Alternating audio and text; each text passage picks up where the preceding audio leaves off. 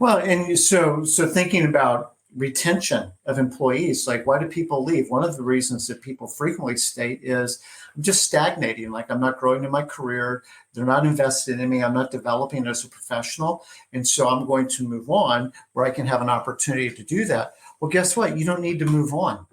AI is going to help move you all, not move you on, but move you along, right? So that you can continue to do things that are interesting, add value to the business. I mean, you said content creation. So it's still like outing yourself. And I don't know why I'm even phrasing it like that, but using ChatGPT to help us with some of the post creation that we do, like it just massively can stream. I can take an audio file, drop it into a transcription program, drop that into ChatGPT and say, give me the 5, primary themes of this conversation. And like all that's done in 30 seconds. Now what can we do instead of spending 3 hours just trying to sift through all of that? Right. And that's just it.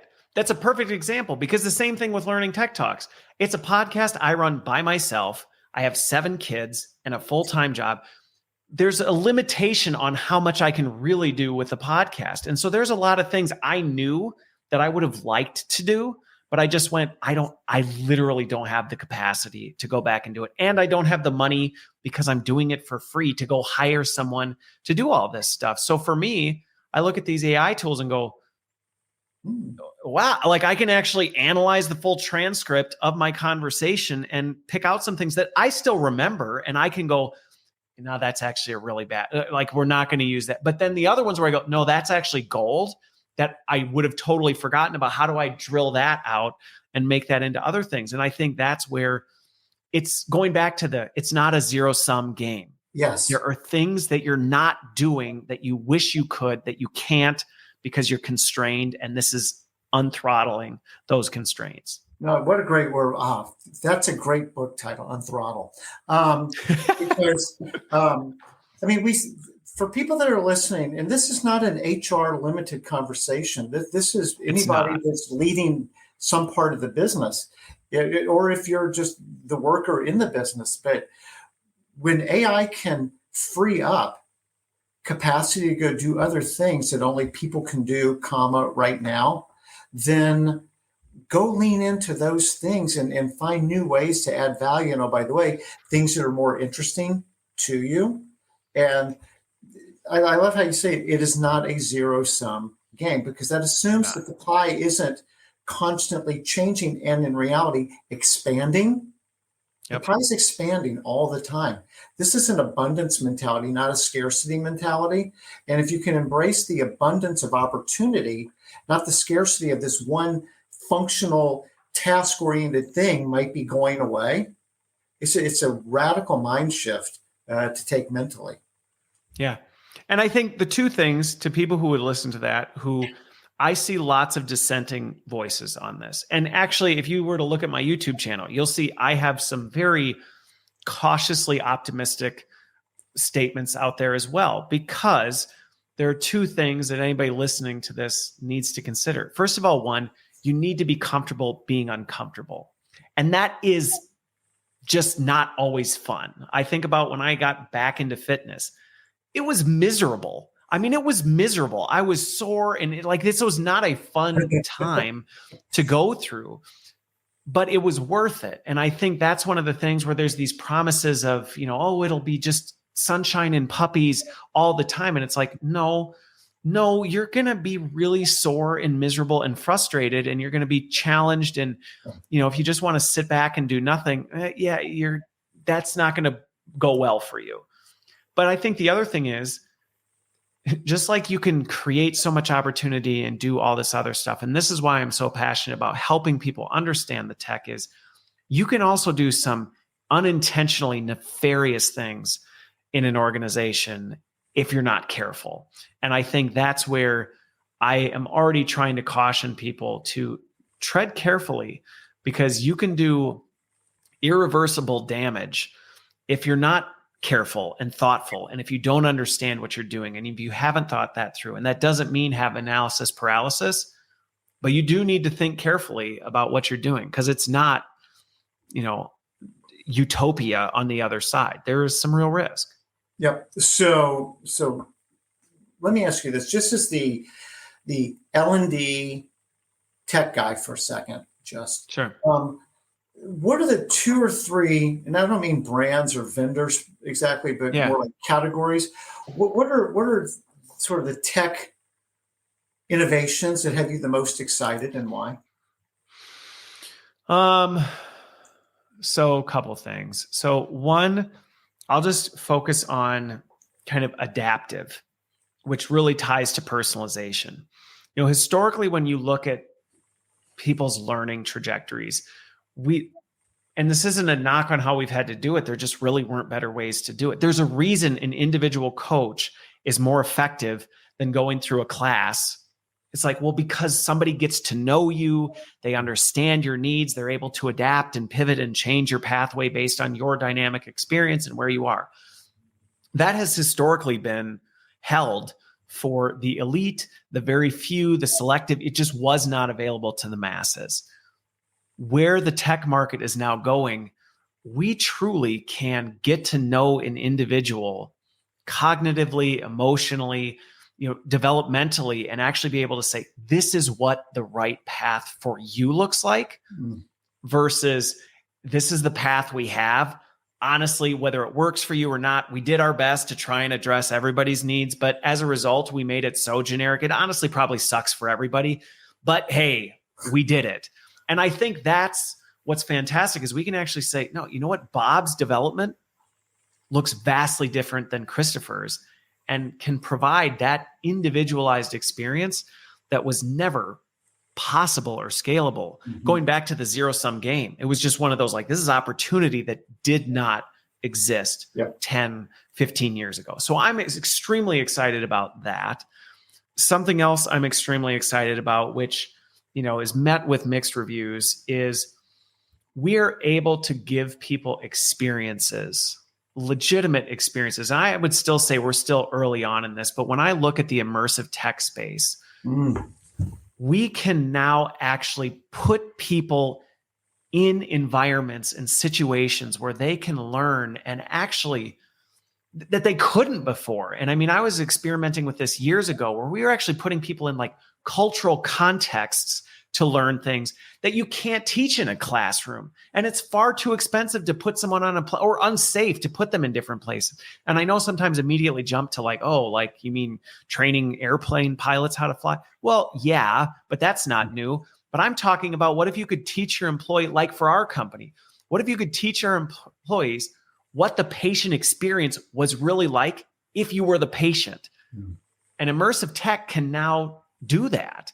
And we still have a ways to go, but you look at that and go, that's not something we used to be able to do, to teach people through practice and action in the context in which they would actually be doing it in a safe way, where when they need to hit the emergency button, they aren't causing real damage to themselves or to others. I mean, that is extremely amazing. And that's not just for adult learners. You think about the possibilities for kids growing up type of a thing.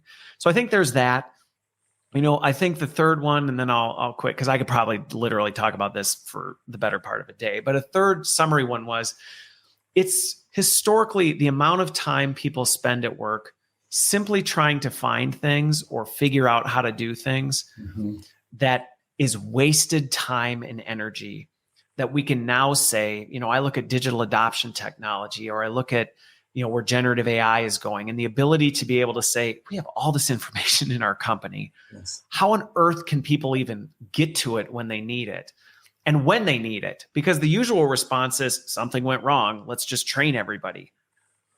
Well, we know it doesn't work, and it's an awful experience for people, but what did we have in the past? And now we can say, hey, I know Bob is about to do this thing, and this is something that's really important that he knows right as he does that. So let's make sure he has that information and we remind him of it. And if he misses it, let's also point that out so that he can actually redirect his actions moving forward. I mean, I see this in some of the stuff that's happening in meeting tools that can now even say things like, you're talking too much, Christopher, tone it down, or you're only talking to this person in the meeting. This is not a meeting of belonging, because this is a conversation. I mean, that kind of performance support and real-time enablement didn't exist 10 years ago. Wow, that emotional intelligence coaching basically in the moment, that's wild. Yes. You were this idea that there's too much information, like where to go find the answer, particularly and I know that this is squishy and not all in the same place for any two companies, but remote work, hybrid work, well, as much as I don't want to go to a fixed office location, I totally understand some of the benefits of doing that. To be able to peek over the cubicle and say, Christopher, like, do you know how to do this? Or, hey, like, I just took a call from a client. What's the answer to their hard question that I don't know the answer to yet? Well, when I don't have the opportunity to peek around the cubicle and ask you that, you can't necessarily slack your way to greatness. So if what the precursor, I guess, to AI was big data. Right? Everybody's talking about big data and wrangling big data and the analytics on big data. And AI just like takes something that was squared and cubes it and just like, oh my gosh. Yeah. but it's that kind of a thing of being able to actually not just where do I find the data? What's the answer? Just all I need is I don't actually need more data. I just need the answer. Yes. And AI is perfect for that. Yep. And I think that again goes back to differentiating between development and enablement. There are some things that and this goes back to even skills. I have lots of conversations right now on what skills are actually a giant waste of time for companies to invest in, because the reality is people don't need those skills because those skills are going to disappear before you can even develop them in your organization. So what are the durable skills underneath those so that, they can quickly figure out what they need to know and get the answers to it. But then once it erodes, you go, it's fine because what we built ourselves on the bedrock. A couple quick questions. Is there technology that you think is being overhyped or is even potentially dangerous? Yes. Going back to the risk conversation. I mean, look, so let's take immersive tech. Again, this is a rabbit hole that we could go down for too far, but let's take immersive tech. We fundamentally today are very poor in terms of understanding human experience and the emotional implications and all this stuff. Throwing things at people and going, hey, now we can just put you wherever you want. We still don't know what that could mean. And so I see some of this stuff that gets overhyped. You see the Apple Vision Pro commercials where this one just made me sick, in the thing where the dad's sitting with his kids with his Apple Vision Pro on, taking pictures while he's in. And I'm like, whoa. Like, when I'm sitting with my kids, I should not be in my Apple Vision Pro taking pictures of my kid, like, be with your damn kids type of a thing. So I see some of this going like, whew. And then I also see AI where I go, we're making these promises of whatever you want, you can have. You want to create a video of this, you can do it. You want something that creates this for you, you can do it. I have seen too much of human history to know just giving people what they want is like diet soda. It's potentially carcinogen, like it's potentially cancerous, and it's certainly not going to satisfy you. And the fallout of that, to me, is one of those risks that I'm like, we need to be really careful about this, because I don't necessarily believe, I adamantly don't believe what people need is just limitless bounties of whatever they want when they want it. I think that is extremely dangerous. And that's the promise that we're making. And I think we need to be careful. No, it's a fair point. And ironically, I mean, you see the people that helped invent AI going, we need to slow down here a little bit. Yes. Right?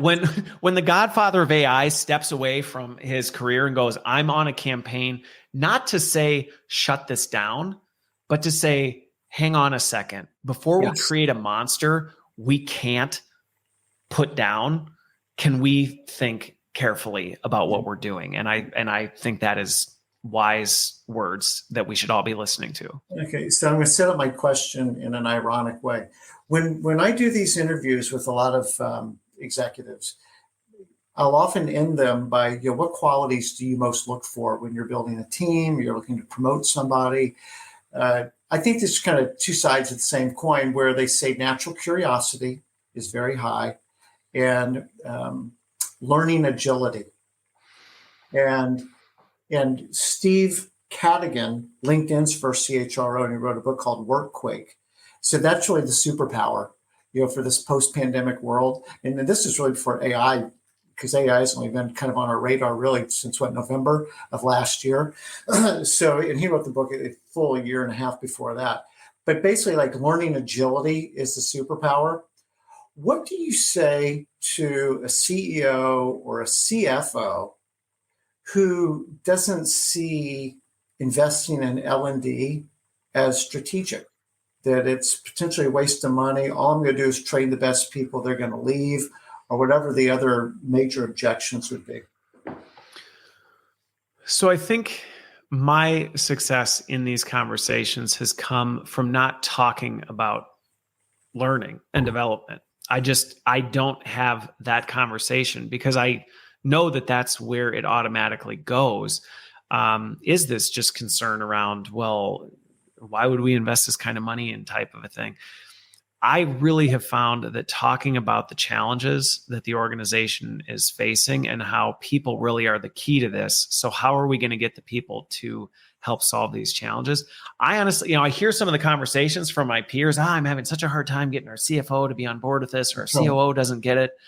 And I'm like, well, what is the conversation you're having? Because I don't run into those same challenges and haven't in my entire career. Now, that doesn't mean that whatever Christopher's wanted, I always get. That's not the case. But historically, whenever I run into those barriers, I have to take a hard look in the mirror and go, how did I represent this? Because did I represent this how I think? Or did I actually get in their shoes and say, what are you losing sleep over? And how can this be the key to solving that problem? Because once you get there, and to me, it's just a translation issue. Half the time, I've been thrown out of boardrooms. I've been thrown out of conference rooms where it's like, absolutely not. And then I go, okay, well, that's odd because here, this is a problem you're telling me about. And then I realize, nope, it's the way I represented it. I didn't come from the point of view of them. Yeah. So I think that's so interesting. For me, that A goes back to what's the problem we're trying to solve. Johnny Taylor talking about, we need to be business experts. We need to speak the language of business. What I think was kind of between the lines of what you were saying is, you're not selling this program. Hey, we need to invest in this. Well, dude, I don't need any more programs. Like that's not on my balance sheet, income statement, right? Or statement of owner's equity. So I don't really have that problem. I've got a market share problem. I've got an innovation problem. I've got a profitability problem. I've got an international expansion problem. We have a lot of problems. A new L&D program isn't on that list. And so it's like, back to where you were, and you can continue to, kind of pine for a seat at the table. But the reason you don't have a seat at the table is you're not speaking the language of the people at the table. They're like, I didn't come to you telling you I need another leadership program. And here's the other thing. And this is the part that sometimes won't make you popular. A lot of times it won't make you popular, but it's needed. Is I get it because I'm there too myself sometimes. Sometimes we're so busy running that we don't take the time to stop and go, wait a minute, like, what are we running towards and why are we running that way? The book I wrote is Relentless Intention, because one of the key secrets that I found to help people with this is so often they have not actually drilled back into, like, what are we really trying to do and why? And that can be a reactionary thing where you may get a message from a business leader going, and they may even frame it up in a way you go, our moment. I need training on this. And you go, sweet, like, let's go do it. And then you go back and they're like, yeah, never mind. I don't have time for that kind of, and you go, what just happened? And it's because you didn't take the time to go, wait, what was underneath that? Because everyone was just moving so fast. And if you can dig past that, you find these durable things that they don't sway in the tides. They don't get blown by the winds like so many of these other things do. Yeah. So last little topic here, almost maybe it's the second to last topic. One of the realities is technology will displace some people. Yes. Yes. I mean, like, Yep. there's just some jobs that, At least from what they're doing now. Yes. let's just pick on content creation for a minute. Let's just say Sure. that some jobs in content creation are going to go away for whatever reason. You and I had talked, kind of in one of our previous conversations about, managing to the exception, not to the norm. And when people do need to go, that there's a level of respect and dignity. Could you unpack that a little bit? Yeah. I mean, over the years, I have let people go. I've done reorgs where parts of my organization no longer needed to be there, type of a thing.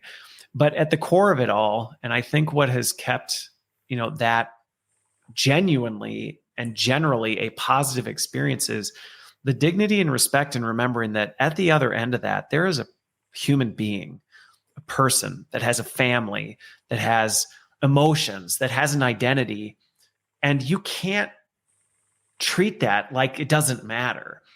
And so, actually taking the time to say, every single person on this team matters, and we're going to consider that.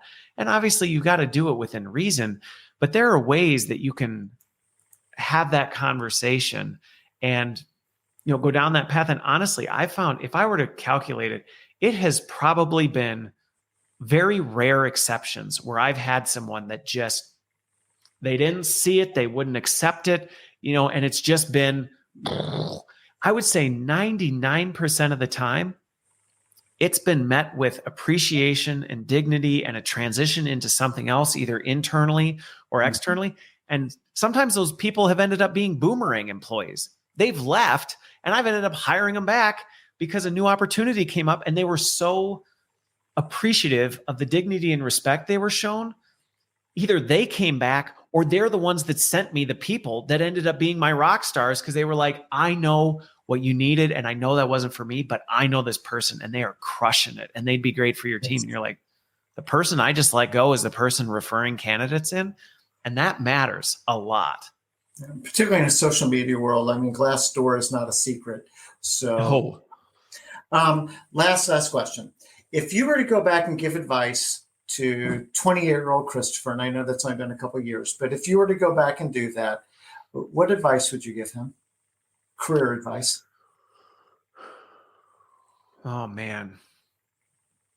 See, this one's a tough one for me, because I was asked recently, like, do you have any regrets? And I'm like, no, I don't, because my whole life has been a learning experience. So if I could go back and give myself advice, I actually think it took me longer than I wish it had to realize how critical other people were.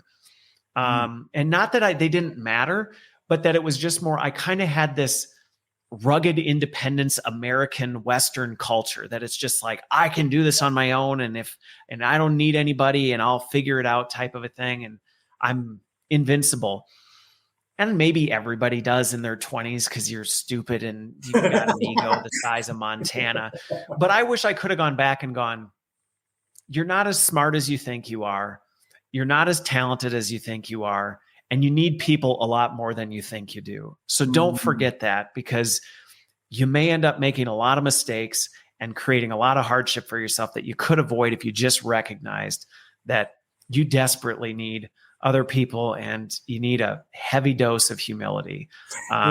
That's probably what I would say. Part of what resonates with me, well, all of that resonates with me, and is, sometimes it's the, I'm awesome, but I wonder if that awesome declaration is really insecurity of, like, I have to take all the credit because I'm trying to create an identity for myself, and I need to soak in all the credit for this to build up my equity account in my mind, that I actually know what the crap I'm doing, right? So if I give Christopher credit for this, well, that's good for him and not for me.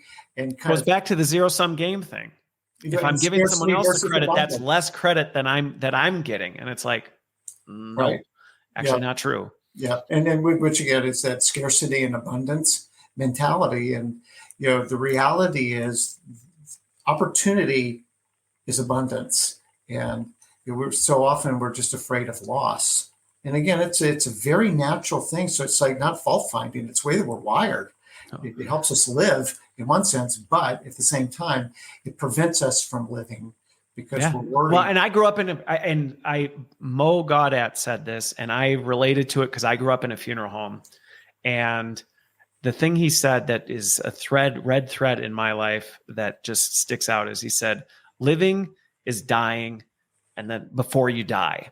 Like living is dying before you die. And to me, that was one of those, there's so much truth in that when you can actually die to the things of this world and go, I don't need to be tied up in this. And you actually can begin living. And it's spot on.